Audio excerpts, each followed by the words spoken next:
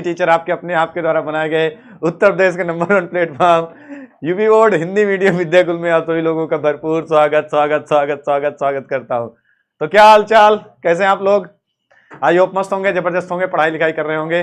फटाफट सभी लोग जुड़ जाए और शुरुआत करते हैं आज की क्लास की। प्यारे बच्चों, आज अपन स्टार्ट करने वाले हैं आपके चैप्टर नंबर 2 एनसीईआरटी के चैप्टर नंबर 2 ह्यूमन रिप्रोडक्शन यानी कि मानव जनन। तो एक बारी सभी लोग पूरी ताकत लगा के एक बार शेयर करना, ठीक है? सभी लोग पूरी ताकत लगा के एक बार शेयर करेंगे हर उस बायोलॉजी वाले बच्चे के पास जो कि इंतजार कर रहा है क्लास का, जिसको पढ़ना है बायोलॉजी, जिसको लाना है बायोलॉजी में 100 में 100। जी हाँ प्यारे बच्चों, रिकॉर्ड है इस बार का 100 में 100 का। इस बार हम लोगों ने इतनी मेहनत की थी कि इस बार जो एग्जाम में रिजल्ट आया था उसमें बायो में 100 में 100, तो 100 में 100 का रिकॉर्ड फिर से बनाना चाहते हो तो आ जाओ गाइज, शुरू करते हैं फिर से एक बार। आगाज हो चुका, आगाज रण का युग बदलने की तैयारी। पूरे जोश के साथ एक बार लाइक करेंगे और शेयर करेंगे, कम से कम 500 पहुंचाएंगे और फिर अपन 3D में देखेंगे मेल रिप्रोडक्टिव सिस्टम यानी कि नर जनन तंत्र। नर जनन तंत्र का एक एक क्वेश्चन, एक एक कॉन्सेप्ट आज तुम्हारे दिमाग में डाल के जाऊंगा भाई। इसके बाद तुम्हें दोबारा पढ़ने की कोई जरूरत नहीं पड़ेगी, आज ही तुम्हारे दिमाग में घुसा दूंगा प्यारे बच्चों, ठीक है? तो ओल्ड हो या न्यू हो, सबके लिए सही है बेटा। Very very good evening all of you, सभी को बहुत बहुत शुभ संध्या। तेजी से सभी लोग शेयर करेंगे, हर बच्चे के पास पहुंचाएंगे, ठीक है? हर बच्चे के पास पहुंचाना ये आपका परम कर्तव्य है, परम धर्म है। इसके बाद मैं अपना कर्तव्य निर्वहन करूंगा। फटाफट से शुरुआत करेंगे, चलिए। लाइक शेयर गाइस, मजा नहीं आ रहा है अभी।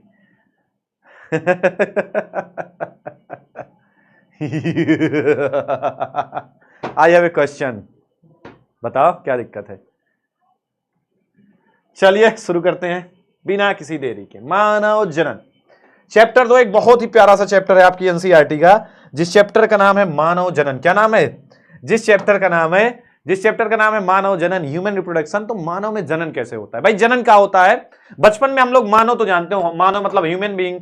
अब ये जनन क्या होता है? मानव का मतलब तो जानते हो, हम सब क्या है? मानव है।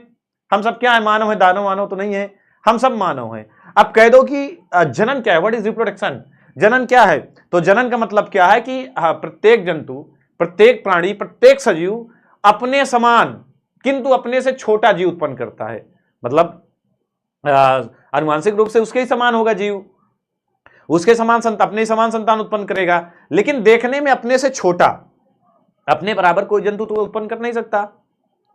धरती में शायद ही ऐसा कोई जीव होगा जो अपने बराबर जीव उत्पन्न करे, सब अपने से छोटा जीव उत्पन्न करते हैं। तो कह सकते हैं हम कि अपने समान किंतु अपने से छोटा जीव उत्पन्न करना जनन वह प्रक्रिया है जिसके द्वारा कोई भी सजीव अपने समान किंतु अपने से छोटा जीव उत्पन्न करता है। कोई भी सजीव क्या करता है? अपने समान किंतु अपने से छोटा जीव उत्पन्न करता है। उस प्रक्रिया को जनन कहते हैं। मतलब आकार की रूप से छोटा होगा, अनुवांशिक रूप से उसके समान होगा। अनुवांशिक रूप से समान का मतलब वैसे ही आंख होंगे, वैसे ही बाल होंगे, वैसे ही हाथ होंगे, वैसे ही पेट होगा, वैसे सब कुछ लगभग, मतलब अनुवांशिक रूप से उसके समान है। आकार की रूप से छोटा है, थोड़ा सा छोटा है, फिर धीरे धीरे उसका डेवलपमेंट होगा, बड़ा हो जाएगा, फिर से उसके समान हो जाएगा। ठीक है, इतना क्लियर है गाइज? इतना तो आप लोगों को पता ही होगा, इसमें आई थिंक नो कंफ्यूजन ना। चल भाई आइए शुरू करते हैं। चलिए शुरू करते हैं। आज हम क्या सीखेंगे? तो आज हम सीखेंगे नर जनन तंत्र। क्या सीखेंगे? नर जनन तंत्र, मानव जनन। आइए चलते हैं मानव जनन पे। ठीक है, मानव जनन वह प्रक्रिया जिसके द्वारा जीव अपने समान जीव उत्पन्न करता है। क्या करता है? वह प्रक्रिया जीव का जिसके द्वारा जीव अपने समान किंतु, क्या लिखोगे? अपने समान किंतु, अनुवांशिक रूप से अपने समान किंतु अपने से छोटा, किंतु अपने से छोटा जीव उत्पन्न करता है। वह प्रक्रिया क्या कहलाती है? वह प्रक्रिया कहलाती है जनन। वह प्रक्रिया क्या कहलाती है? वह प्रक्रिया जनन कहलाता है। अब मनुष्य कैसा प्राणी आपको पता है? ये पेड क्लास है नहीं बेटा, फ्री है, आप सब लोग देख सकते हो और सभी लोग शेयर करेंगे, लाइक करेंगे। एक बहुत ही प्यारी फ्री क्लास है आपके लिए ये, जो शायद पेड क्लासेस में भी आप ऐसा ना पढ़ पाओ, जो भी 3D विद कॉन्सेप्ट आप यहाँ पढ़ोगे। एक एक चीज के कॉन्सेप्ट को एकदम निचोड़ के रख दूंगा आपके सामने। एक एक क्वेश्चन कहाँ से कहाँ आता है, कौन सा नीट में क्वेश्चन आता है, कौन सा यूपी बोर्ड में क्वेश्चन आता है, कौन सा अदर बोर्ड में क्वेश्चन आता है, नर्सिंग वगैरह कहाँ कौन सा क्वेश्चन आता है, सब बता दूंगा तुम्हें। ठीक है, कॉन्सेप्ट वाइज, टॉपिक वाइज एकदम से एनसीईआरटी की एक लाइन वाइज ले चलूंगा तुम्हें। ठीक है, परेशान मत होना। तो मनुष्य कैसा है भाई? जरायुजी है। जरायुजी का मतलब है विविफोरस। दो प्रकार के प्राणी इस धरती में हैं। अगर हम जनन के आधार पर देखें तो दो प्रकार के प्राणी इस धरती में हैं। एक प्राणी है अंडयुज। एक क्या है भाई? एक प्राणी है इस धरती में जो है क्या? जो है अंडयुज। अंडयुज का मतलब जो क्या देते हैं बेटा, जो है ओविवोरस, यानी कि जो अंडा देते हैं। क्या देते हैं? अंडा देते हैं। कौन कौन अंडा देता है? अंडे देते हैं, अंडा देता है। जैसे मुर्गी देखा होगा तुमने, जितने पक्षी हैं अंडा देते हैं, मुर्गी अंडा देती है, चमगादड़ अंडा देता है। क्या देता है चमगादड़? चमगादड़ तो इसमें विवाद है ना, चमगादड़ इसमें अपवाद है एक तरह से, चमगादड़ के कान पाए जाते हैं। तो जितने अंडयुज है अंडा देने वाले, सांप अंडा देता है, जितने सरीसृप हैं अंडे देते हैं, जितने पक्षी हैं वो अंडे देते हैं, तो इनको बोलते हैं अंडयुज। और जितने अंडे देने वाले प्राणी होते हैं ये अपने बच्चे को दूध भी नहीं पिलाते। तुम लोगों ने देखा होगा, एक आध को छोड़ दिया जाए तो जितने अंडे देने वाली प्राणी है ये अपने बच्चे को दूध भी नहीं पिलाते, ये अंडयुज है। अब जरायुज कौन है? जरायुज कौन है? जरायुज ये तो हो गए ओविपोरस, अंडा देने वाले। अब जरायुज यानी कि विविपोरस। विविपोरस कौन से होते हैं भाई? ये बच्चे देते हैं। क्या देते हैं? ये क्या देते हैं? बच्चे। मनुष्य बच्चा देता है ना, बच्चे देते हैं। और बच्चे देने के साथ साथ ये लोग एक काम और करते हैं। क्या काम करते हैं? सर साफ साफ बोलिए, क्या साफ साफ नहीं सुना रहा? क्या साफ साफ आवाज, वॉइस क्लियर नहीं है? अब बच्चे देने के साथ साथ एक काम और करते हैं, ये बच्चों को स्तनपान भी करवाते हैं, मिल्क फीडिंग, दुग्ध भी पिलाते हैं। बच्चों के पोषण के लिए, बच्चों के न्यूट्रिशन के लिए, पोषण के लिए बच्चे क्या करते हैं? स्तनपान यानी कि दूध भी पिलाते हैं ना, दूध पिलाते हैं, स्तनपान करवाते हैं ना, मिल्क फीडिंग, दूध पिलाते हैं पोषण के लिए। ठीक है, कौन? जरायुजी वाले। कौन से वाले? कौन से वाले?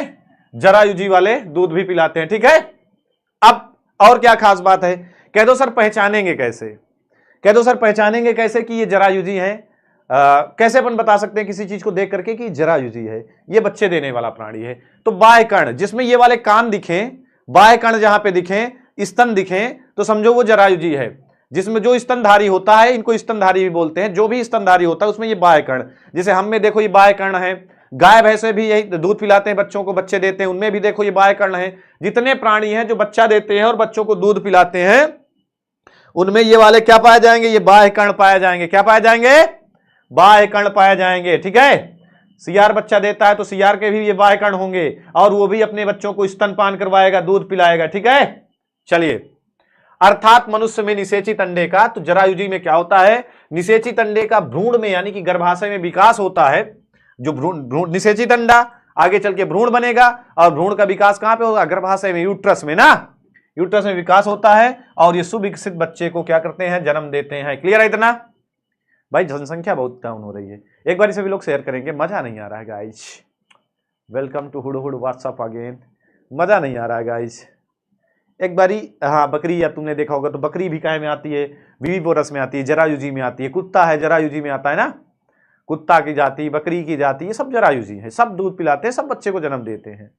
अपन सरीसृप में जाएं, सांप है, ये सब अंडे देते हैं, पक्षियों में जाएं अंडे देते हैं। ठीक है, आगे ले चलें, आपको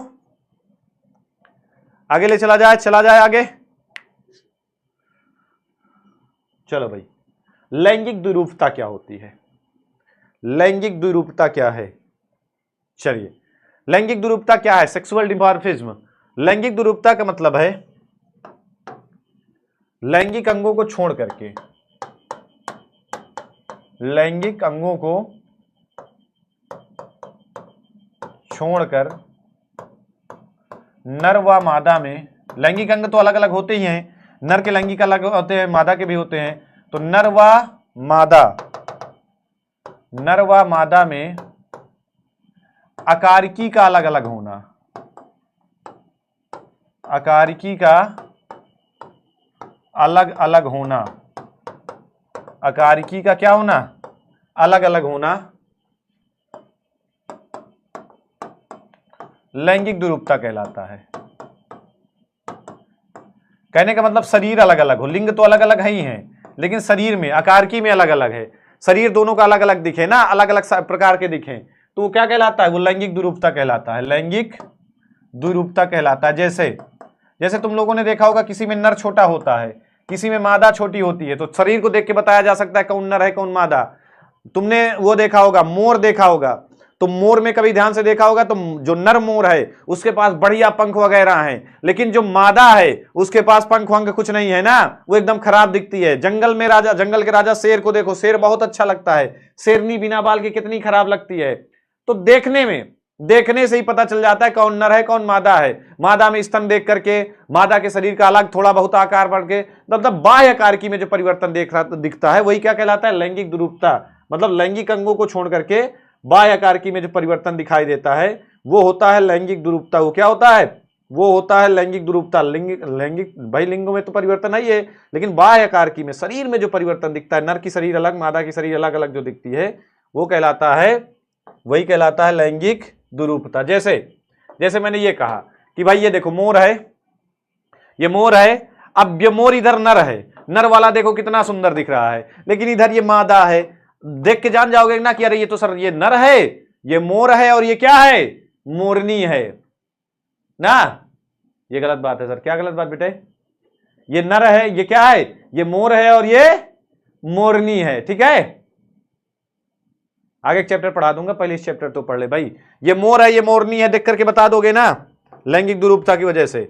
ये भी देख करके बता दोगे भाई देखो इसमें भी नर अलग तरह का दिखाई दे रहा है, मादा अलग तरह के दिखाई दे रही है। नर अलग तरह के दिखाई दे रहा है, मादा अलग तरह के दिखाई दे रही है।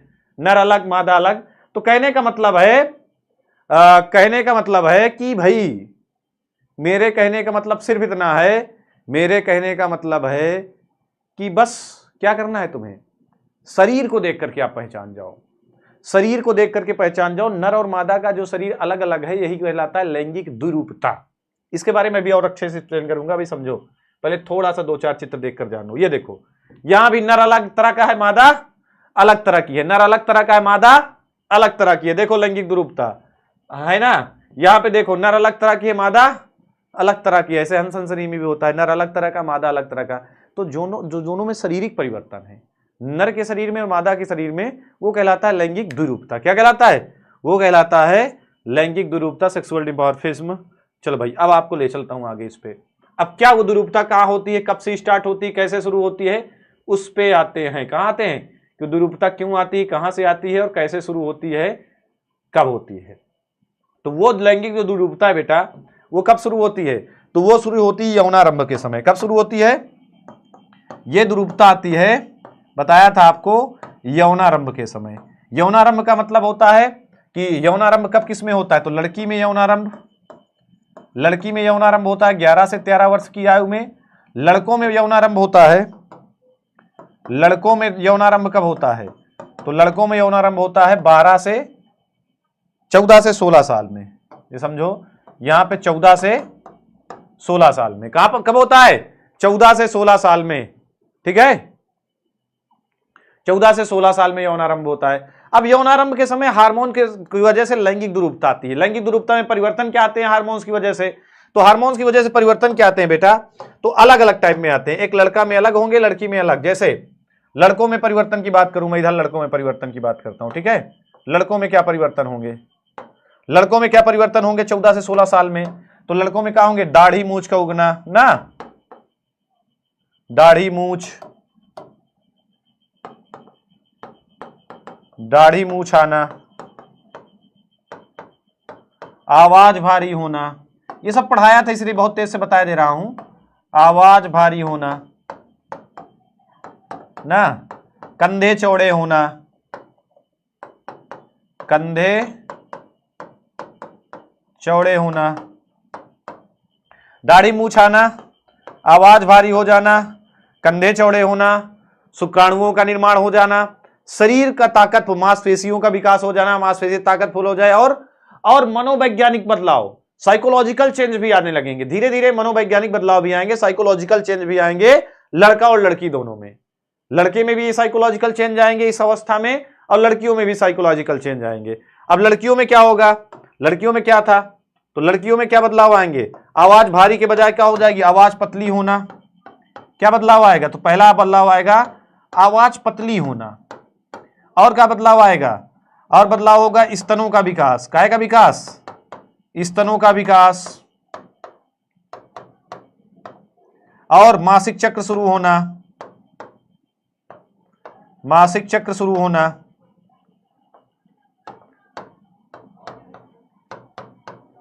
मासिक चक्र शुरू होना, और साथ साथ इधर भी क्या होगा, इधर भी मनोवैज्ञानिक बदलाव, इधर भी क्या होगा, आवाज तो मधुर होगी, स्तनों का विकास होगा, मासिक चक्र प्रारंभ होगा, लेकिन मनोवैज्ञानिक भी बदलाव होगा, साइकोलॉजिकल चेंज आएंगे, लड़कों के प्रति देखने का नजरिया बदल जाएगा, साइकोलॉजिकल चेंज यानी कि मनोवैज्ञानिक बदलाव। लड़कों में भी होता है ये और लड़कियों में भी मनोवैज्ञानिक बदलाव।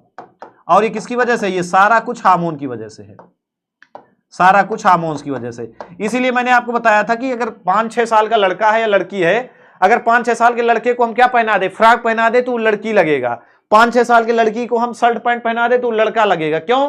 क्योंकि यौनारंभ के समय में सेक्सुअल डिमॉर्फिज्म, लैंगिक दुरूपता नहीं आती, तो पहले हम लोग नहीं पहचान सकते। उसकी आवाज लड़का लड़की की सेम रहेगी। 5-6 साल के लड़का की आवाज सुनोगे तब भी वैसी रहेगी, लड़की के सुनोगे तब भी वैसी रहेगी।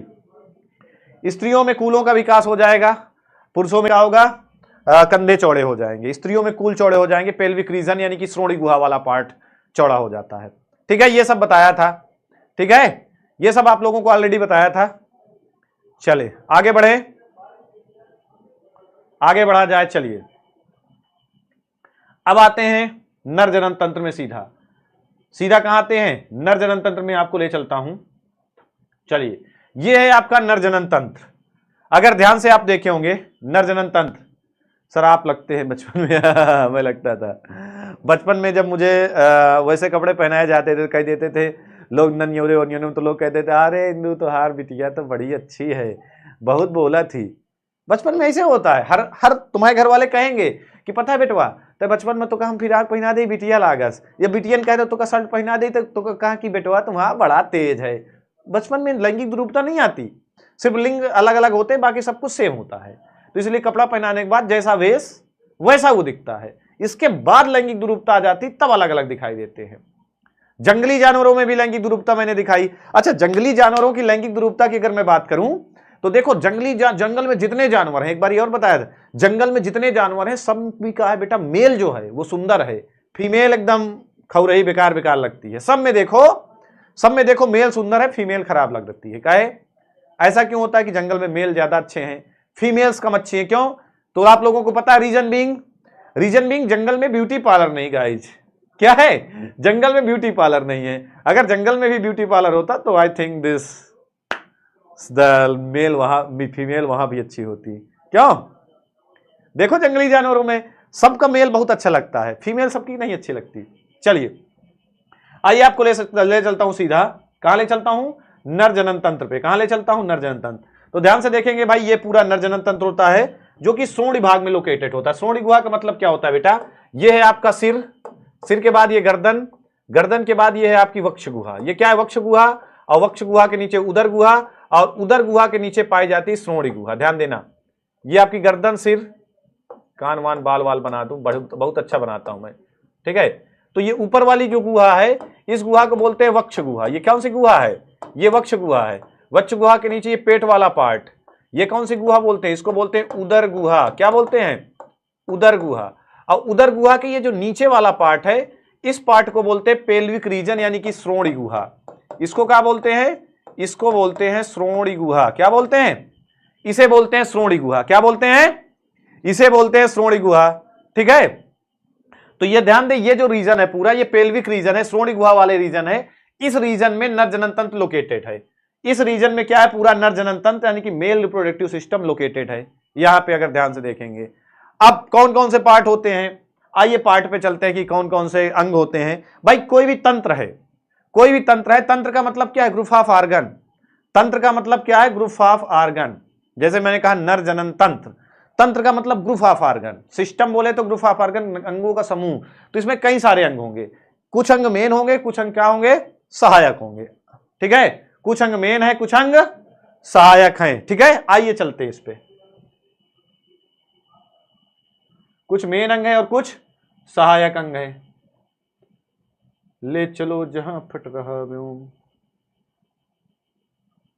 चल बे चल जा सिम सिम, चल चला चल चल, चल चला चल चल अकेला चल। चलिए आजा आजा आजा, चू चू चू चू, बहुत धीरे चल रहा है, बस खुलने वाला है, खुल जा सिम सिम, खुल गया। ये तो मैंने कहा जनन तंत्र का मतलब है ग्रुप ऑफ ऑर्गन, अंगों का समूह। बेटा शुभम तू कौन है भाई? चल, तो वृषण कोश, स्क्रोटम से नर जनन तंत्र में पहले अंग है, अंग के बाद सहायक जनन ग्रंथियां। ठीक है, अंग है, सर बोले, अंग है और सहायक जनन ग्रंथियां। ठीक है, तो अंग कौन सा है? वृषण कोष है। वृषण कोष के बाद एक जोड़ी वृषण है, फिर अधिवृषण है, फिर क्या है? एक जोड़ी। एक जोड़ी का मतलब समझते हो ना? एक जोड़ी बोले तो दुई, एक जोड़ी बोले तो दुई का है, एक जोड़ी चप्पल। एक जोड़ी चप्पल का मतलब है दुई, दुई ठो चप्पल का है ना। एक जोड़ी जूता लियो, एक जोड़ी चप्पल लियो, एक जोड़ी मतलब दो पेयर, एक जोड़ी का मतलब वन पेयर यानी दो। मूत्र मार्ग होता है शिश्न, ध्यान देना, वृषण कोष, एक जोड़ी वृषण, फिर अधिवृषण, फिर एक जोड़ी जनन वाहिनियां यानी कि शुक्रवाहिनियां, फिर मूत्र मार्ग शिश्न। इसके अलावा क्या होता है? इसके अलावा होता है सहायक जनन ग्रंथियां। तीन ग्रंथियां होती नर में, कौन कौन सी? तीन ग्रंथियां होती, काउपर ग्रंथि होती है ना, काउपर ग्रंथि होती है, प्रोस्टेट ग्लैंड होती है, और कौन कौन सी होती है? सेमाइनल वाइस्कल यानी कि शुक्राशय। तीन ग्रंथियां होती हैं। इसके अलावा क्या है? इसके अलावा तीन सहायक जनन ग्रंथियां हैं। ध्यान देना, इनकी हेडिंग जरूर याद रखना, हेडिंग वाइज लिखना होता है। 5 नंबर का क्वेश्चन आता है हमेशा, हमेशा हर साल लगभग आया है 5 नंबर का क्वेश्चन। तो हेडिंग वाइज याद कर लो, हेडिंग याद कर लो। हेडिंग के अंदर का कॉन्सेप्ट मैं तुम्हें ऐसा आज ही ऐसा बता दूंगा, आज ही 3D में दिखा दूंगा, 3-4 बार बता दूंगा कि तुम खुद लिख लोगे। हेडिंग याद कर लो, किस हेडिंग में हमें लिखना है। हर हेडिंग का कॉन्सेप्ट तुम्हारे दिमाग में चला जाएगा, आसानी से बना करके लिख लोगे। ठीक है, आसानी से आप बना करके लिख लोगे, आई गारंटी दिस। ठीक है, मैं यहां पे खड़ा नहीं हूं, पढ़ा रहा हूं। ठीक है, टेंशन मत लो, एकदम चिल होकर के पढ़ लो बस। तो सहायक जनन ग्रंथियां में 3 ग्रंथियां, एक जोड़ी शुक्राशय मतलब 2 ठो शुक्राशय, एक जोड़ी प्रोस्टेट यानी कि 2 ठो प्रोस्टेट ग्रंथि, एक जोड़ी काउपर, बारबोयूथल ना याद रहे तो काउपर, एक जोड़ी काउपर मतलब 2 ठो क्या है भाई? दोनों साइड 2 ठो शुक्राशय, दोनों साइड 2 ठो प्रोस्टेट ग्लैंड, और दोनों साइड 2 ठो काउपर ग्लैंड। ये 3 ठो ग्रंथियां हैं बस, 3 ग्रंथियां। 3 क्या है भाई? 3 क्या है भाई? 3 ठो ग्रंथियां हो गई, और 3 ठो ग्रंथियों के पहले, 3 ग्रंथियों के पहले ये इतने अंग, कितने अंग? 1 2 3 3 छाग, वृषण कोष, वृषण, अधिवृषण, शुक्रवाहिनी, मूत्र मार्ग, शिश्न। अभी इसका चित्र बनाओगे, क्लियर हो जाएगा एकदम, एकदम ऐसे ले चलूंगा मैं तुम्हें। चित्र में जब जाओगे तो एकदम कैसे बना लोगे? जब चित्र बनाओगे तुम्हें ये चीज भी रट जाएगी। क्यों? क्योंकि कैसे हमको चलना ये पता चल जाएगा तुम्हें। आइए दिखाता हूं कौन सा चित्र आपको बनाना है, कौन सा चित्र आपको बनाना है कोई चित्र शानदार, जोरदार, जबरदस्त जिसको आपको बनाना है? अभी यहां नहीं दिख रहा है। चलिए मैं बना के बताता हूं आपको, मैं बना के बताऊं तो ज्यादा सही रहेगा ना। क्यों? क्यों गाइस, सिखाई देता हूं मैं बहुत तगड़ा राइटर, मैं बहुत तगड़ा वो हूं, क्या बोलते हैं, पेंटर। रिप्रोडक्टिव हेल्थ का वंशाड़ आएगा बेटा, पहले इसको पढ़ लो ढंग से। और लाइक वाइक नहीं कर रहे हो सब लोग, लाइक करो। हाई पेन चोट लगने पर बेटा बता रहा हूं, सभी लोग एक बार लाइक करेंगे। लाइक शेयर में कमी है, मजा नहीं आ रहा है। अबे can you make my friend, बेटा पढ़ ले, पढ़ाई का ध्यान दे। IAS बन, देश का नाम रोशन कर भाई।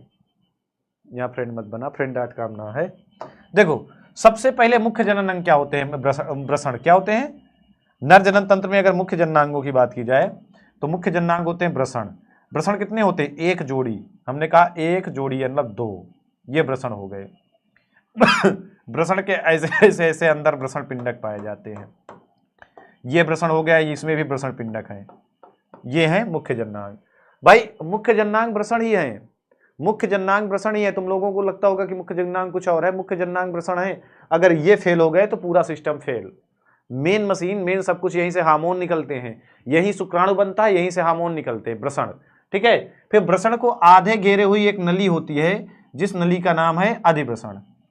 वृषण को ऐसे लगभग आधे घेरे हुए कुंडलित नलिका है, तो ये 6 मीटर की, लेकिन इतना कुंडलित हो जाएगी, इतना मुड़ जाएगी ये नली, इतना मुड़ जाएगी ये नली, इतना मुड़ जाएगी कि वृषण को एकदम घेर लेगी आधे में ये। अब इसका नाम होता है अधिवृषण। क्या नाम है इसका? इसका नाम है अधिवृषण। अब शुक्राणु यहां बना, वृषण के अंदर शुक्राणु बना, अधिवृषण में आकर के शुक्राणु स्टोर हुआ और यहां पे उसको ऊर्जा मिली, यहां पे परिपक्व हुआ। फिर स्टोर होने के बाद ऐसे ऊपर की तरफ जाएगा, एक नली द्वारा ऊपर की तरफ जाएगा। क्या होगा? अधिवृषण से एक नली द्वारा ऊपर की तरफ जाएगा, जिस नली का नाम है शुक्र नली। क्या नाम है? शुक्रवाहिनी। क्या नाम है? शुक्राणुओं को ले जाने वाली नली है, तो इस नली का नाम होता है शुक्रवाहिनी। और इधर लिखता हूं मैं शुक्रवाहिनी, ध्यान देना, ये नली हो गई शुक्रवाहिनी, वास्ट डिफेंस शुक्रवाहिनी। और ये क्या है? ये है वृषण को घेरे हुए जो संरचना जहां पे शुक्राणु स्टोर हो रहे हैं, 30 दिन तक यहीं रहते हैं, ये है अधिवृषण। और ये क्या है गाइस, ये मुख्य जननांग यानी कि वृषण है, इधर लिख दे रहा हूं वृषण वाला।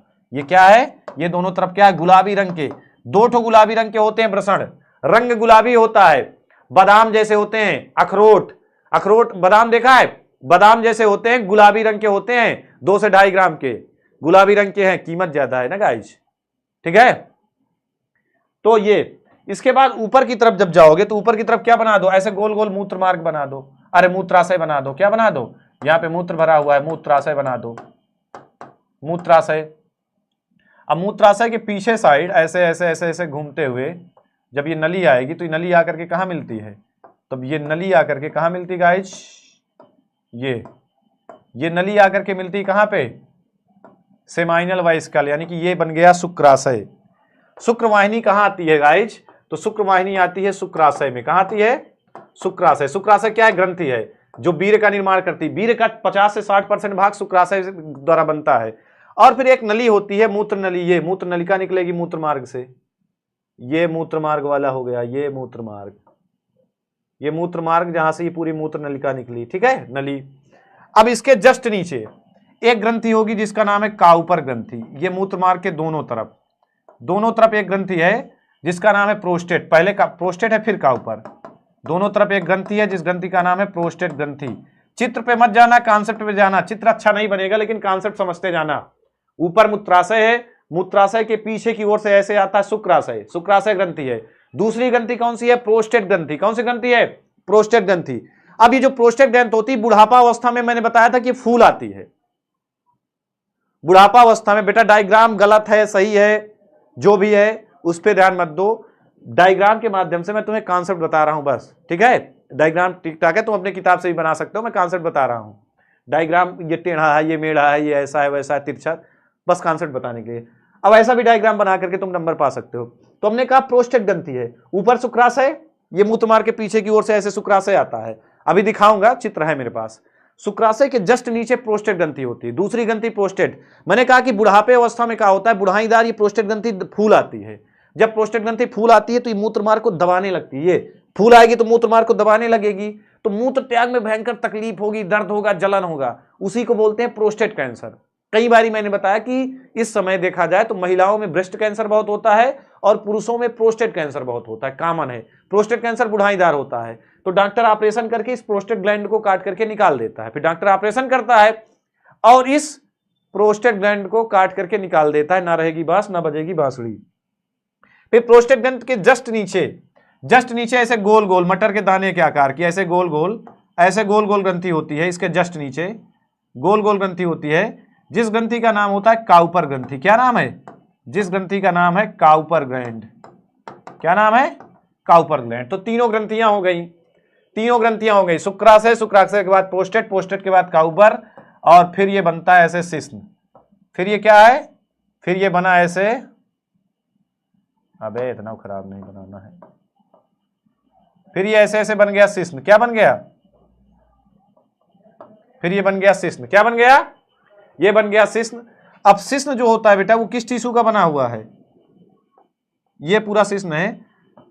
शिश्न के जो टिश्यू हैं वो स्पॉन्जी टिश्यू होते हैं। कैसे टिश्यू होते हैं, स्पॉन्जी टिश्यू होते हैं, मतलब स्पंज मतलब इसमें जगह होती है जिसमें ब्लड फिल हो जाता है, ये स्पॉन्जी टिश्यू का बना होता है। स्पॉन्जी का मतलब स्पंज, स्पंज मतलब जिसके बीच में जगह हो, हवा भर जाए, पानी भर जाए, रक्त भर जाए, तो ये स्पॉन्जी टिश्यू होते हैं, तो इसमें ब्लड फिल हो जाता है। इनमें खूब स्पॉन्जी टिश्यू हैं, इन स्पॉन्जी टिश्यू में ब्लड फिल हो जाता है ना, खून भर जाता है। जब इनमें खून भर जाता है तो इसमें क्या होता है, इनमें क्या होता है, खून भर जाने की वजह से क्या होता है कि इसमें उत्थानशीलता आती है, इरेक्टेशन आता है। क्या आता है, इरेक्टेशन आता है, उत्थानशीलता आती है, ठीक है। तो ये पूरा बन गया गाइस। तो वृषण, अधिवृषण, शुक्रवाहिनी, मूत्राशय, ये पूरा मूत्र मार्ग, इसके बाद शुक्राशय, प्रोस्टेट, काउपर, और ये है आपका शिश्न। ये क्या है भाई, ये मैथुनांग है जिसका नाम है शिश्न यानी कि पेनिस। ये क्या है, शिश्न। ये वाला चित्र आपको बनाना है, ठीक है, डन।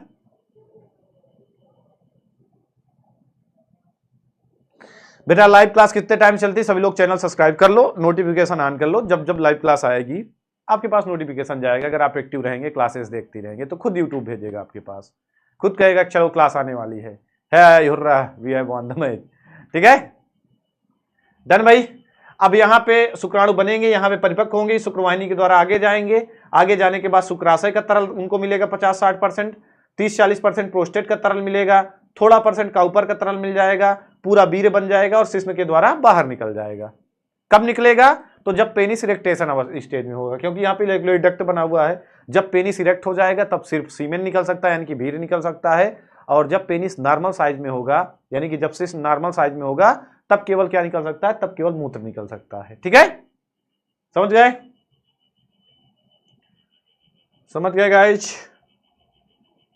चलिए, तो ये स्ट्रक्चर में दिखा रहा था, जो ये बाहर वाला स्ट्रक्चर है। बाहर कुछ ऐसा देखने को मिलेगा। इस पे भी ध्यान से देखो, तो ये देखो, ये दोनों ब्रसण है। यहाँ पे ध्यान से देखो, ध्यान से देखो, ये ब्रसण है, ये अधिब्रसण है, ये शुक्रवाहिनी है, ये ऊपर जाकर के प्रोस्टेट ग्लैंड, काउपर ग्लैंड, ये शिश्न है। इसमें भी पूरा बना हुआ है, इसमें भी पूरा बना हुआ है। ठीक है, ओके अरविंद। बारबोयूरेथ्रल या काउपर, ठीक है, बारबोयूरेथ्रल या काउपर एक ही चीज है, अलग अलग चीज ना है। ठीक है, उसी को बारबोयूरेथ्रल कहते हैं, उसी को काउपर कहते हैं। सेम ऐसी ग्लैंड कहाँ पाई जाती? फीमेल में भी पाई जाती है ना। सेम ऐसी ग्लैंड काउपर ग्लैंड जैसे एक फीमेल में भी ग्लैंड पाई जाती है। नीट में पूछा गया है, बता दो उसका नाम सभी लोग तो जानू। काउपर के समकक्ष। ठीक है, अब देखिए, आइए इन पे एक एक पे चलते हैं। अब एक एक पे चलते हैं। ठीक है,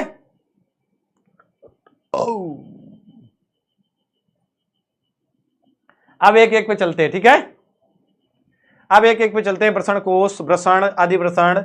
अब सबसे जरूरी कौन है भाई? ब्रसण है। क्यों सबसे जरूरी ब्रसण है? ब्रसण क्या है? तो ब्रसण है प्राथमिक, क्या है? प्राथमिक जनन अंग, प्राइमरी सेक्स ऑर्गन।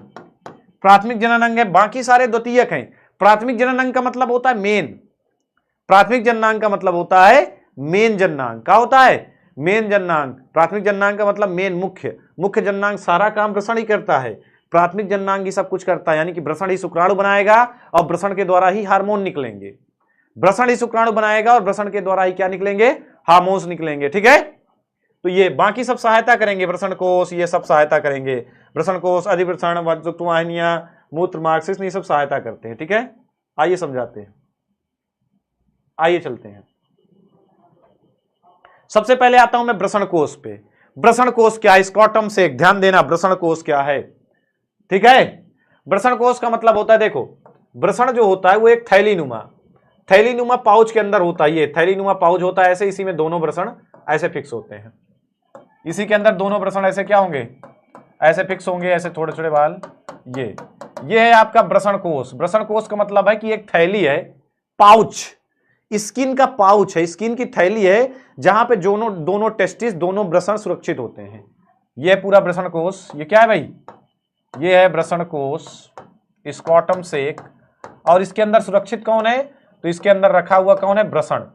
अच्छा, एक बात ध्यान देना, भ्रूणावस्था में, जब भ्रूणावस्था में मेल होता है, जब मेल होता है ना, जब मेल, ठीक है, जब मेल होता है बेटा, तो मेल के भ्रूणावस्था में, एम्ब्रियो स्टेज में, मतलब जब गर्भ में होता है मेल, तो ये जो टेस्टिस होते हैं ये भी कहां होते हैं? शरीर के अंदर होते हैं।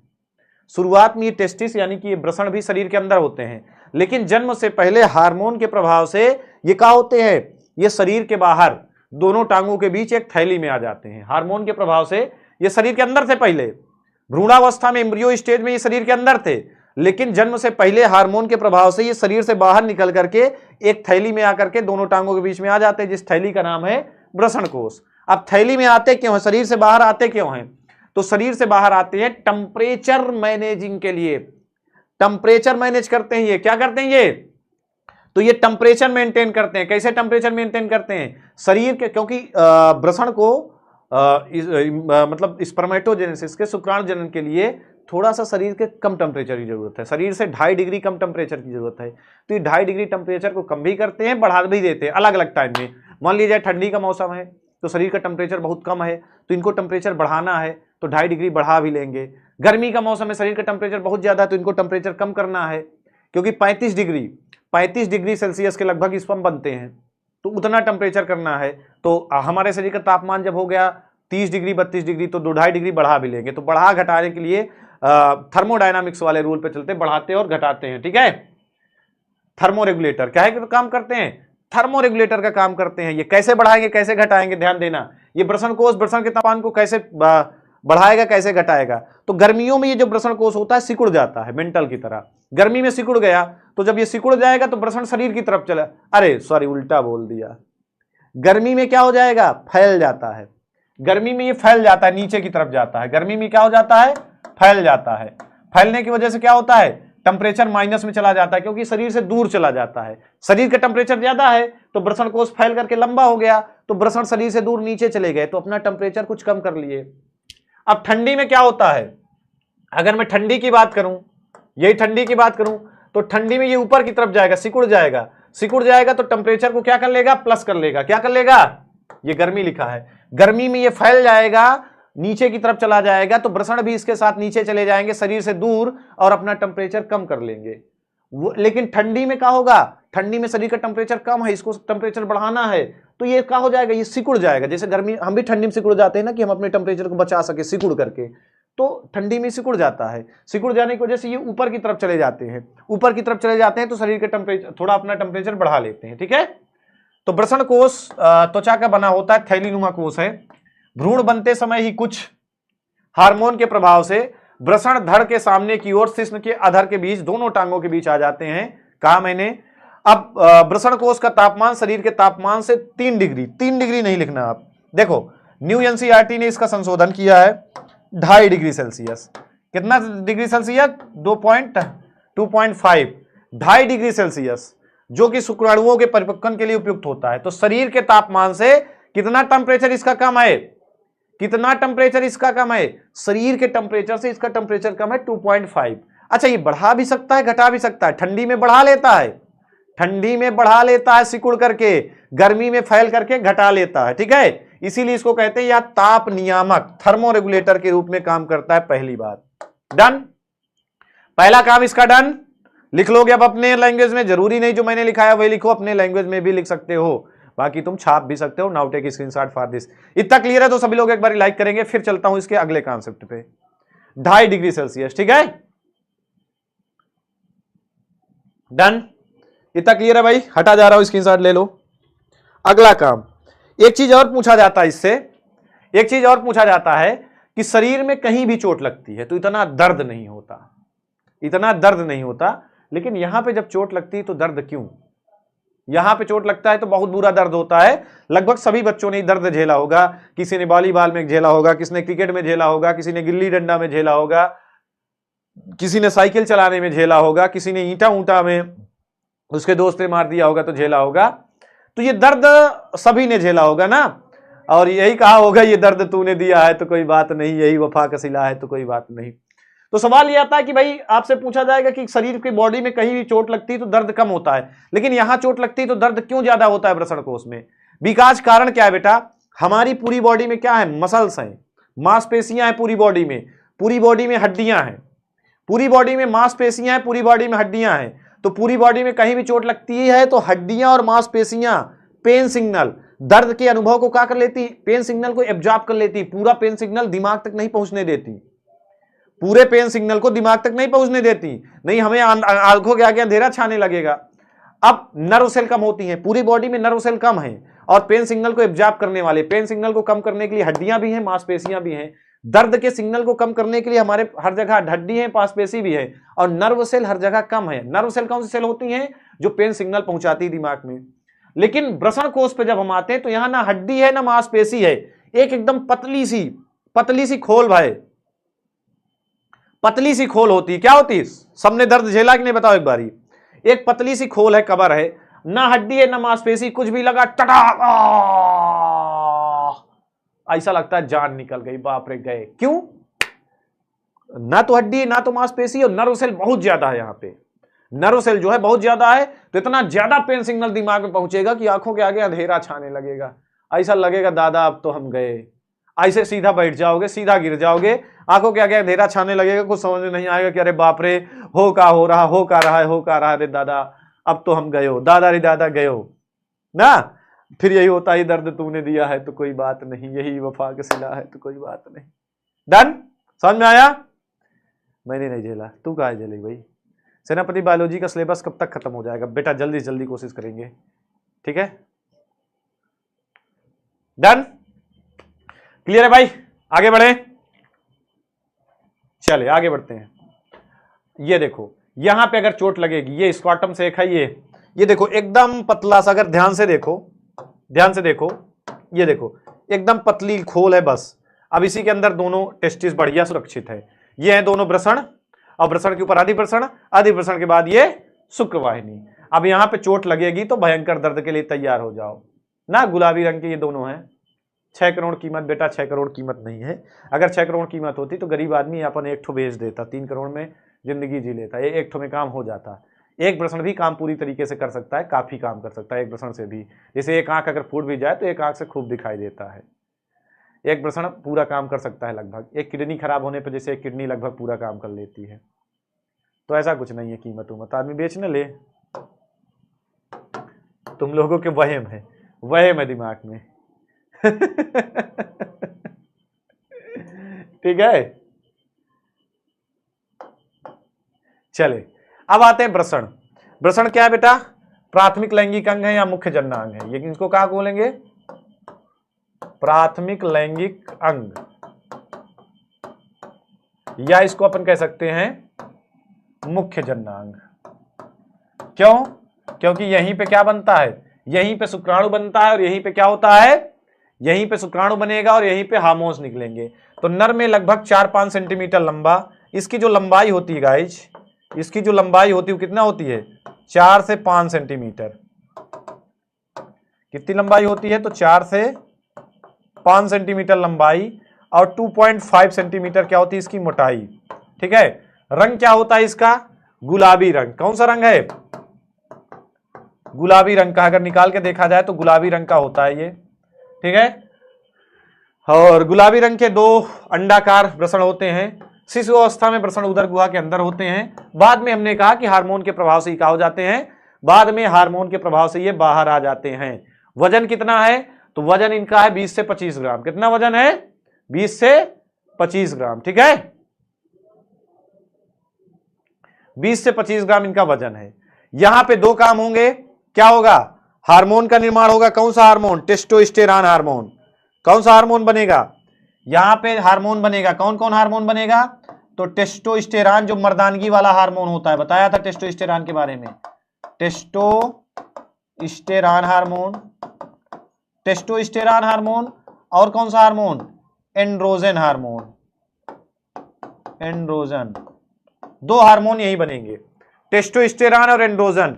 यही हार्मोन मर्दानगी देते हैं। जिस व्यक्ति के अंदर जितना ज्यादा टेस्टोस्टेरोन है उतना मर्दानगी है, उतना ज्यादा उसका शरीर मजबूत है, उतना ज्यादा एक्टिव वो बोलता है, उतना ज्यादा उसकी आवाज भारी है, उसके दाढ़ी मूंछ है।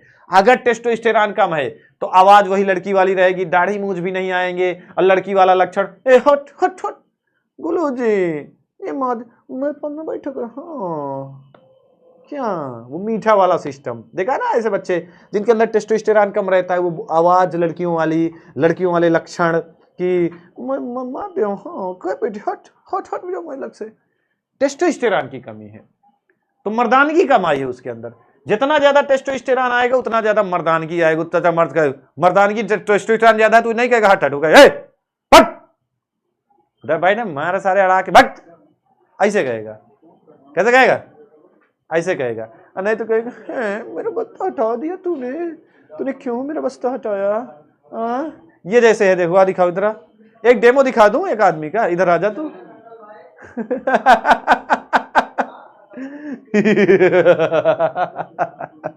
डन गाइज, तो ये 20-25 ग्राम की वजनई है। ठीक है, ये मुख्य जननांग है। तो पहला काम हार्मोन्स। दूसरा काम मैंने क्या बताया? दूसरा काम भी बहुत इंपॉर्टेंट है। यहीं पे होगा शुक्र जनन। यहीं पे क्या होगा? यहीं पे शुक्र जनन होगा, शुक्राणुओं का निर्माण, शुक्र जनन। यहीं पे शुक्राणु बनते हैं। आदमी को लगता है कि बनते कहां होंगे शुक्राणु? तो शुक्राणु यही वृषण के अंदर बनते हैं और रहते कहां है? अधिवृषण में। इस वृषण में बने और इसके बाहर जो कुंडलित नलिका है यहां अधिवृषण में रहते हैं। ठीक है, चलिए आगे बढ़ते हैं। अब कैसे बनते हैं मैं बता रहा हूं आपको एक सिस्टम। देखो ऐसे ये वृषण है, इस वृषण के अंदर लगभग 250 वृषण पिंडक पाए जाते हैं। ये जो मैं बना रहा हूं ये क्या है? ये है वृषण पिंडक। ये जो मैं बना रहा हूं ये क्या है? ये है वृषण पिंडक। तो ये 250 वृषण पिंडक पाए जाते हैं। अब एक वृषण पिंडक में बाहर निकालता हूं, चलो इसको बाहर निकाला मैंने। एक वृषण पिंडक के अंदर क्या होती हैं? एक वृषण पिंडक के अंदर 1 से 3 शुक्रजनक नलिका क्या होती भाई? 1 से 3 शुक्रजनक नलिका। ध्यान देना मेरी बात को, कॉन्सेप्ट को ध्यान देना। यह वृषण हुआ, वृषण में क्या पाए जाते हैं? वृषण पिंडक। एक वृषण पिंडक को मैंने बाहर निकाला तो एक वृषण पिंडक के अंदर 1 से 3 क्या पाई जाती है? शुक्रजनक नलिका। अब इस शुक्रजनक नलिका का स्ट्रक्चर बनाता हूं। एनसीईआरटी ने बहुत अच्छे से शुक्रजनक नलिका का स्ट्रक्चर बनाया है। ठीक है, अब इस शुक्रजनक नलिका का स्ट्रक्चर बनाओ। चलो माना कि मैंने ये शुक्रजनक नलिका बनाई। ये क्या बनाई? ये बनाई एक तो शुक्रजनक नलिका। अब इस नलिका के अंदर 2 प्रकार की कोशिकाएं, ध्यान देना, एक इस कलर की कोशिका है, 2 प्रकार की कोशिकाएं, एक इस कलर की और एक इस कलर की। 2 कलर मैंने दे दिया। 2 कलर की कोशिकाएं हैं। एक कोशिका इसके अंदर होती है, एक कलर की कोशिका का नाम है शुक्रजन कोशिका। क्या नाम है? सेमनीफेरस शुक्रजन कोशिका। शुक्रजन कोशिका क्या करेगी? तो नाम से पता है, शुक्रजन। शुक्र मतलब शुक्राणु, जन मतलब जन्म देने वाली। तो एक कोशिका होगी जो शुक्रजन कोशिका है, जो क्या करेगी? जो शुक्राणुओं को जन्म देगी। किसको जन्म देगी? जो जन्म देगी शुक्राणुओं को। दूसरी कोशिका कौन सी है? दूसरी कोशिका कौन है? दूसरी कोशिका है सर्टोली कोशिका। सर्टोली कोशिका क्या करेगी? पूछा जाता है हमेशा। सर्टोली कोशिका क्या करेगी? पहली कोशिका है शुक्रजन कोशिका जो शुक्राणु बना रही है। दूसरी कोशिका है सर्टोली कोशिका, ये क्या करेगी?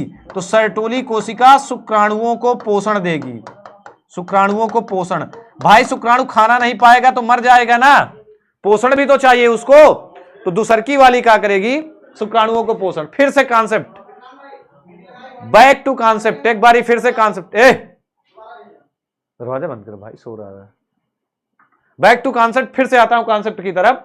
हमने कहा ये वृषण है, वृषण के अंदर तमाम सारे क्या है? लगभग 250 वृषण पिंडक। अब एक वृषण पिंडक के अंदर 1 से 3 शुक्रजनक नलिका है। क्या भाई? 1 से 3 शुक्रजनक नलिका है।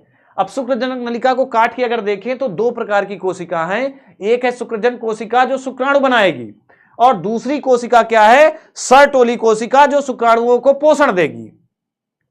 ठीक है, अब बीच में जगह है। कह दो गुरुजी वृषण पिंडकों के बीच में जगह है। ये बीच में जो जगह है, ये जो बीच में जगह है, यहां क्या है?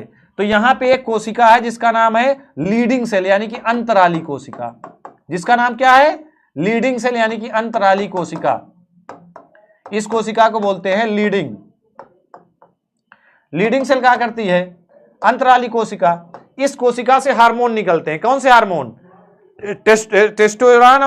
टेस्टोस्टेरोन और एंड्रोजन। इसी कोशिका, यहीं से हार्मोन निकलते हैं, टेस्टोस्टेरोन और एंड्रोजन। कौन कौन के हार्मोन?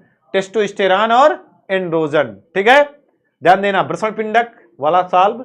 वृषण पिंडक के बीच में जो जगह है, जो अंतर है, यहीं पे अंतराली कोशिका या लीडिंग सेल है, वहीं से दोनों हार्मोन निकलते हैं। कौन कौन से हार्मोन? टेस्टोस्टेरोन और एंड्रोजन। कौन कौन से हार्मोन? टेस्टोस्टेरोन और एंड्रोजन हार्मोन। ठीक है, डन। आगे बढ़ते हैं, चलें। सर्टोली कोशिका के कार्य खूब पूछा गया है।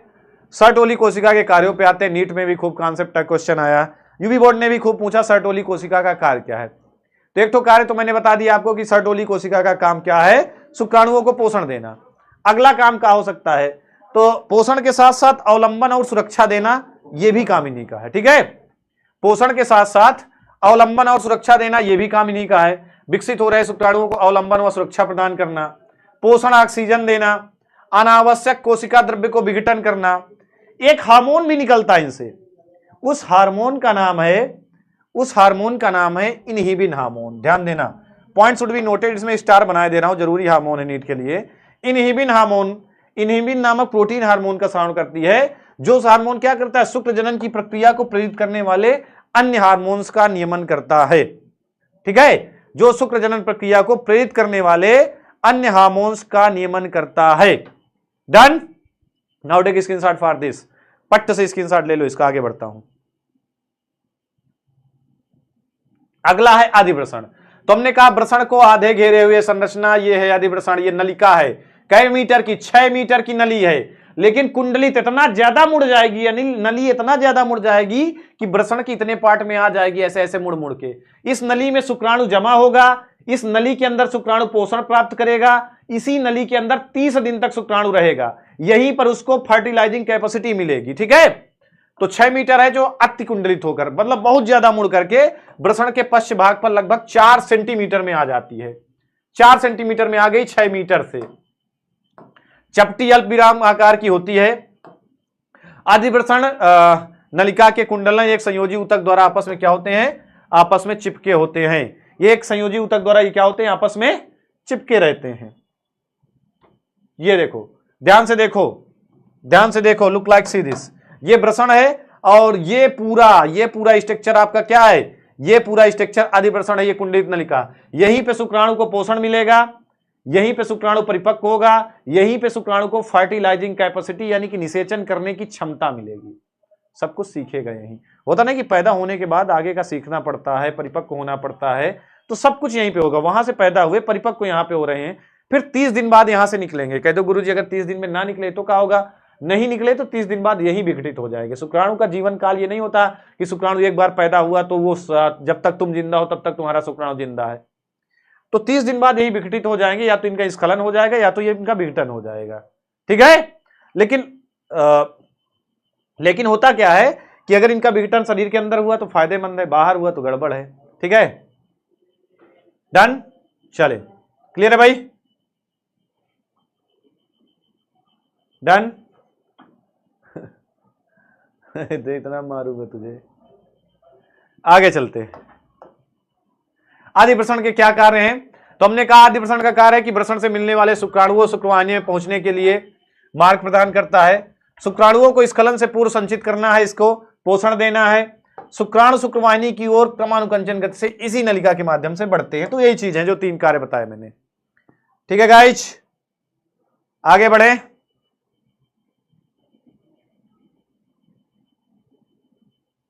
चलें आगे चलते हैं। अधिवृषण के बाद हमने कहा ये वृषण, फिर ये अधिवृषण, अधिवृषण के बाद ये नलिका शुक्रवाहिनी। शुक्रवाहिनी को ही काटा जाता है पुरुष की नसबंदी में कि शुक्राणु यहां बंद तो गया, परिपक्व हो गया, आगे ना जा पाए, इसीलिए शुक्रवाहिनी को ऐसे काट दिया जाता है पुरुष की नसबंदी में, और ऐसे काट के कट एंड ट्रीट वास डिफेंस, इसलिए वैसेक्टोमी कहते हैं ना। तो अधिवृषण के पश्च भाग में निकली एक आंशिक रूप से हल्की कुंडलित, हल्की सी मुड़ी हुई नलिका होती है जिसे शुक्रवाहिनी कहते हैं। इस भित्ति की तरंग गति से शुक्राणु शुक्रवाहिनी में क्या होते हैं, आगे बढ़ते हैं, और ये 45 सेंटीमीटर की होती है। शुक्रवाहिनी का मतलब है शुक्राणुओं को वहन करने वाली, वहन करने वाली मतलब आगे ले जाने वाली नली है। क्या भाई, ये शुक्राणुओं का वहन करने वाली मतलब शुक्राणुओं को आगे ले जाने वाली क्या है भाई, सिर्फ नली है। ठीक है, शुक्राणुओं को आगे ले जाने वाली सिर्फ नली है और इसका कोई काम नहीं है। ठीक है, इसमें तरंग गति से शुक्राणु आगे बढ़ेंगे। ये ध्यान से देखो, ये है नली, यहां पे शुक्राणु बना टेस्टिस में, यहां पे परिपक्व हुआ, अब इस नली के माध्यम से आगे जाएगा, ये शुक्र नलिका है। अब नसबंदी में क्या करते हैं, इसी नली को डॉक्टर काट के बांध देता है इधर उधर, तो क्या होता है कि शुक्राणु बंद तो जाते हैं, परिपक्व हो जाते हैं, लेकिन आगे नहीं जा पाते। क्या होता है, तब शुक्राणु क्या होगा, तब शुक्राणु आगे नहीं जा पाएगा, उसका रास्ता रुक जाएगा, ना रहेगा बांस ना बजेगी बांसुड़ी, शुक्राणु बेचारा आगे ही नहीं पहुंच पाएगा ना। क्या होगा, तो शुक्राणु बेचारा आगे ही नहीं पहुंच पाएगा। चले, ठीक है, आगे बढ़ते हैं।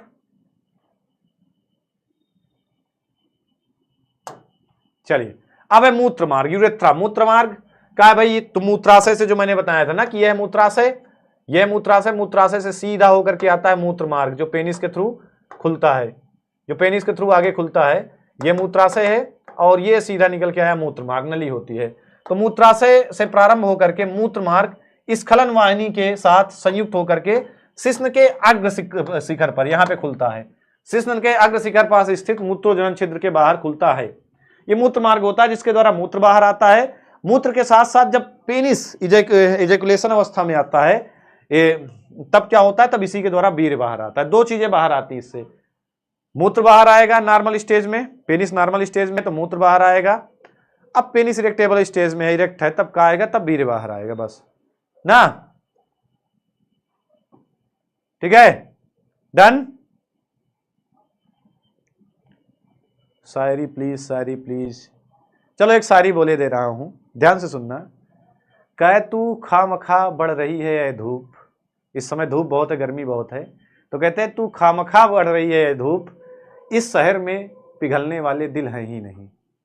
तू खामखा बढ़ रही है ये धूप, इस शहर में पिघलने वाले दिल ही नहीं है।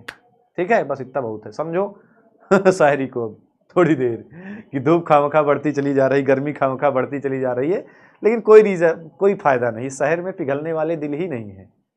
ठीक है, तो ये है भाई, इसके द्वारा दो चीजें निकलेंगी, कहानी खत्म। मूत्र मार्ग, मूत्र मार्ग के आगे ये देखो, ये ब्लेडर है, मूत्राशय है, और ये आपका पूरा मूत्र मार्ग है। ध्यान से देखोगे तो यहाँ पे डक्ट बना हुआ है, यहाँ पे डक्ट बना हुआ है कि जब पेनिस इरेक्ट हो जाएगा तो सीमेन वाला रास्ता खुलेगा, तब सीमेन यानी कि वीर्य खुले निकलेगा। नॉर्मल स्टेज में क्या होगा, मूत्र बाहर आएगा। नॉर्मल स्टेज में क्या होगा, मूत्र बाहर आ जाएगा। ठीक है बेटा, I am lover, done, clear है भाई। एक बार लाइक करेंगे सभी लोग, लाइक की संख्या कहूं, लाइक शेयर करते रहो, बस थोड़ा सा बचा है, थोड़ा सा बचा है, फटाक से एंड करेंगे। लाइक शेयर करेंगे बार सभी लोग, टाइम टेबल बता दिया जाएगा। ठीक है, अभी टाइम टेबल है 6 से 8 एक क्लास होती है, एक क्लास होती है 8 से 10। डन, 6 से 8, 8 से 10 दो क्लासेस हो रही है यूट्यूब में, लगा 4 घंटे क्लास। ठीक है, चले अब आते हैं पेनिस पे, शिश्न। शिश्न पे आए तो मैंने कहा ना कि ये लंबा मैथुनांग, लंबा बेलनाकार क्या है, मैथुनांग है। ये नर का क्या है, मैथुनांग है। और ये देखो, ये इरेक्टाइल टिश्यू से बना हुआ था, ये स्पंजी टिश्यू से बना होता है। इन टिश्यू में क्या होता है, ब्लड फिल हो जाता है, रुधिर फिल होने की वजह से क्या हो जाता है, इरेक्टेशन इसमें आ जाती है। बीच में मूत्र मार्ग है, जिसके द्वारा मूत्र और वीर्य बाहर आएंगे ना। ये काउपर ग्लैंड है, और ये है पूरा पेनिस, काट के देखो, बीच से काट के दिखाया गया है। अब इसके बाद पेनिस के बाद हम 3 चीज पढ़ते हैं, ये सेमाइनल वेसिकल यानी कि शुक्राशय, शुक्राशय के बाद ये दिख रही प्रोस्टेट ग्रंथि, प्रोस्टेट ग्रंथि के बाद नीचे छोटी सी काउपर ग्रंथि दिख रही है। ये तीनों ऐसे ग्रंथियां होती हैं, ध्यान से देखो इस चित्र में, तीनों ग्रंथियां दिख रही है। ये सेमाइनल वेसिकल यानी कि शुक्राशय ग्रंथि है ना, पीछे की तरफ मूत्रमार्ग के, मूत्राशय के पीछे की तरफ है। फिर ये काउपर ग्रंथि, ये कौन सी है, प्रोस्टेट ग्रंथि ना, ये प्रोस्टेट ग्रंथि, यही फूल आती है। और फिर सबसे नीचे की तरफ ये है काउपर ग्रंथि। तीनों ग्रंथियां हैं, ये टेस्टिस हैं, ये वृषण, ये यदि वृषण, ये शुक्रवाहिनी, और ये शिश्न। ध्यान से देखो इसको, समझ में आ रहा है सारा सिस्टम। इस फिगर को देख करके कॉन्सेप्ट समझ में आ रहा होगा, कॉन्सेप्ट आ रहा है समझ में।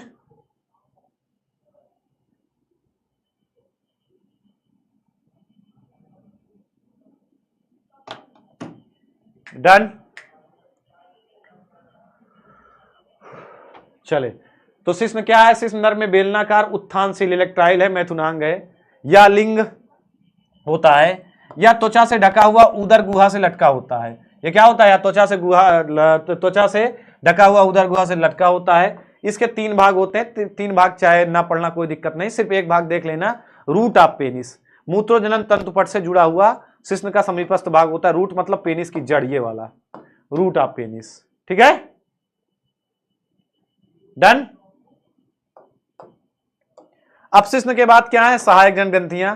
पहली ग्रंथि है शुक्राशय। शुक्राशय का है भाई, हमने कहा कि पीछे की तरफ है ना, कहां के, मूत्राशय, मूत्राशय के पीछे की तरफ, ब्लेडर के पीछे की तरफ। प्रत्येक शुक्राशय मूत्राशय के पश्च भाग में, ये लिखा है ना, मूत्राशय के पश्च भाग में, ब्लेडर की पीछे की तरफ, मूत्राशय के पश्च भाग में स्थित 5 सेंटीमीटर लंबी थैलीनुमा रचना होती है। अब इसमें शुक्राणु रुकते नहीं, संचय नहीं होता, यहां पे शुक्राणु नहीं रुकते, लेकिन पता है यहां से पीले, ये बहुत इंपॉर्टेंट है, यहां से पीले क्षारीय चिपचिपे द्रव का श्रावण होता है। ये जो पीला क्षारीय लिक्विड है, ये वीर्य का 60 से 70% भाग बनाता है, और ये क्या करता है, स्पर्म को एनर्जी देता है, स्पर्म के बहुत काम का होता है, ये शुक्राणुओं के बहुत काम का होता है। इसी में क्या पाया जाता है, फ्रक्टोज, इसी में पाया जाता है फ्रक्टोज। फ्रक्टोज बॉडी के किसी अन्य पार्ट में नहीं बनता, ह्यूमन बॉडी के किसी अन्य पार्ट में फ्रक्टोज कभी नहीं बनता। सिर्फ फ्रक्टोज कहां बनता है, शुक्राशय में बनता है। इसीलिए बलात्कार वगैरह के केस में जब फॉरेंसिक टीम कही जाती है, फॉरेंसिक टीम को फ्रक्टोज मिल गया, फ्रक्टोज मिल गया, तो फॉरेंसिक टीम समझ जाती है कि यहां पे बलात्कार का मामला है, क्योंकि फ्रैक्टोज सिर्फ कहां बन रहा है, शुक्राशय में बन रहा है, तो सिर्फ वीर्य के साथ ही बाहर आएगा। अगर कहीं भी फॉरेंसिक डिपार्टमेंट को सुक्रोज मिल गया घटना स्थल पे, तो समझ जाएगी कि सीमेन बाहर आया है, तो मामला बलात्कार का भी हो सकता है। ठीक है, फ्रैक्टोज भी यही बनता है और बॉडी में कहीं भी नहीं बनता। वीर्य का 60 से 70% भाग इसी के द्वारा बनता है, शुक्राशय के द्वारा। शुक्राशय के बाद अगली ग्रंथि आती है, ध्यान देना, प्रोस्टेट, जिसको मैंने बताया प्रोस्टेट कैंसर बुढ़ाई अवस्था में फूल आती है ना। आधारी भाग के चारों ओर स्थित एक बड़ी सघन ग्रंथि होती है, दोनों तरफ अनेक पिंडों में बटी होती है। ये क्या करती है श्रावण, ये देखो इंपॉर्टेंट, ये श्वेत एवं हल्के क्षारी तरल का श्रावण करती है, सफेद एवं हल्का क्षारी तरल का श्रावण करती है, जो वीर्य का कितने % भाग बनाता है, 25 से 30%, 60 से 70% वो बनाता है वीर्य का, और 25 से 30% ये बनाती है। अब 1-2%, 5% बचा, वो कौन बना देगा, वो बना देगी काउपर ग्रंथि। ठीक है, स्क्रीनशॉट लेते रहो। अब बना देगी काउपर ग्रंथि। ठीक है, ये क्या है भाई, प्रोस्टेट ग्रंथि के नीचे होती है, गाढ़े पारदर्शी चिपचिपे तरल का श्रावण करती है। जैसे ही पेनिस इरेक्ट होता है, तो सबसे पहले पेनिस के इरेक्ट होते ही सबसे पहले पानी के कलर का, पानी से कुछ ज्यादा गाढ़ा चिपचिपा लिक्विड निकलता है, जो लुब्रिकेशन का काम करता है। जैसे ही पेनिस में इरेक्टेशन हुआ, इरेक्टेशन होते ही पानी के कलर का, लेकिन उससे कुछ ज्यादा गाढ़ा चिपचिपा लिक्विड निकलता है, वो काहे का काम करता है, लुब्रिकेशन का काम करता है, ग्रीसिंग का काम करता है। वो ही है किसका, वही है काउपर ग्रंथि का स्राव। मैथुन क्रिया के समय इसकी एक बूंद निकलकर मूत्रमार्ग की अम्लीयता को समाप्त करती। पहली बात तो मूत्रमार्ग की अम्लीयता को समाप्त किया, जिससे शुक्राणु ना मरे। दूसरी बात, क्षारी और चिकना बनाना, चिकनाई देना भी इसी का काम है। लुब्रिकेशन का मतलब है चिकनाई देना, क्या करना, चिकनाई देना, लुब्रिकेशन का काम भी यही करते हैं। ठीक है, इसी के द्वारा वीर्य का बहुत कम पार्ट बनाती है। ठीक है, वीर्य का बहुत कम पार्ट बनाती है। अब कह दो वीर्य क्या है, ध्यान दो, वीर्य क्या है। तो हमने कहा तीनों ग्रंथियों का स्राव, कौन कौन सी ग्रंथि, कौन कौन सी ग्रंथि, शुक्राशय का, प्रोस्टेट का, काउपर का, तीनों ग्रंथियों का स्राव प्लस शुक्राणु उसमें मिल गया, तो क्या बन गया, वीर्य मिल गया। क्या बन गया, वीर्य। तीनों ग्रंथियों का स्राव प्लस शुक्राणु, इनसे क्या बन जाएगा, वीर्य। या एक श्वेत चिपचिपा तथा क्षारी, वीर्य कैसा होता है, स्वाद, कभी टेस्ट करना, क्षारी होता है, क्योंकि 7.3 से 7.5 इसका पीएच है, तो क्षारी होगा। एक बार मैथुन क्रिया के दौरान कितना स्खलन होता है, तो एक बार मैथुन क्रिया के दौरान इसका 2.5 से 4 ml निकलता है। इसका मतलब 4 ml में कितने शुक्राणु होते हैं, 40 करोड़ शुक्राणु। कोई भी बच्चा, इसीलिए मैं कहता हूं कि हर आदमी 40 करोड़ में एक है। क्या कहता हूं कि हर जिंदा आदमी 40 करोड़ में एक है। तुम्हारा बाबू लाखों में एक नहीं है, तुम्हारा बाबू 40 करोड़ में एक है। क्यों 40 करोड़ में एक है, क्योंकि एक बार के स्खलन में 40 करोड़ शुक्राणु निकलते हैं, और उन 40 करोड़ शुक्राणुओं की रेस होती है। उसमें 40 करोड़ में जो जीतता है, जो सबसे आगे, जो सबसे मजबूत होता है, सबसे आगे पहुंच करके अंडाणु को भेद करके निषेचन कर देता है, उससे आदमी पैदा होता है। उससे एक नया क्या बनता है, उससे एक नया जंतु, उससे एक नया मानव पैदा हुआ। तो वो मानव जो एक पैदा हुआ था, उसका शुक्राणु इतना मजबूत था कि 40 करोड़ को हरा के आया है। तो तुम्हारा बाबू कितने में एक है, 40 करोड़ में एक है। 40 करोड़ में, लाखों में एक नहीं है, हर आदमी 40 करोड़ में एक है। 40 करोड़ शुक्राणुओं की रेस हुई, इसमें जो शुक्राणु पहला आया, सबसे पहले उसने निषेचित किया, उससे बच्चा पैदा हुआ। ठीक है, तो आज के लिए यहीं तक गाइज, आज के लिए यहीं तक। मादा जनतंत्र की स्टार्ट करेंगे अगले सेशन में। ठीक है, आज के लिए यहीं तक। सभी लोग एक काम करेंगे, मादा जनतंत्र में अगर पढ़ाऊंगा, अगर आप चाहते हैं कि मैं मादा जनतंत्र पढ़ाऊंगा आपको विथ 3D, इसमें भी 3D दिखाता है, बट टाइम बहुत कम बचा, दिखा दूंगा। कई सारे 3D के भी मैंने डाल रखे, देख लेना। तो आप लोग लाइक शेयर जरूर करेंगे, लाइक करना है, शेयर करना है, साथ ही साथ कमेंट सेक्शन पे कमेंट करना है कि क्लास कैसी लगी। कमेंट सेक्शन पे कमेंट, 3 चीजें डिजिटल गुरु दक्षिणा के रूप में आपको करना है, लाइक शेयर और कमेंट। क्या करना है, लाइक शेयर और कमेंट। आप सभी लोगों को डिजिटल गुरु दक्षिणा के रूप में ये काम करना है, सभी के पास शेयर कर देना। हर बायोलॉजी वाले बच्चे को ये चैप्टर जरूर पढ़ना चाहिए, बहुत इंपॉर्टेंट है। सारे कॉन्सेप्ट मैंने बता दिए, तो सभी के पास शेयर जरूर करेंगे और कमेंट सेक्शन पे भर भर के कमेंट करेंगे, भर भर के कमेंट करेंगे। शेयर सबके पास करना है, कमेंट सेक्शन पे भर भर के कमेंट करना है और लाइक जरूर करेंगे। हंसते रहें, मुस्कुराते रहें, पढ़ाई लिखाई करते रहें। Bye bye, love you all. मिलता हूं अगली क्लास पे।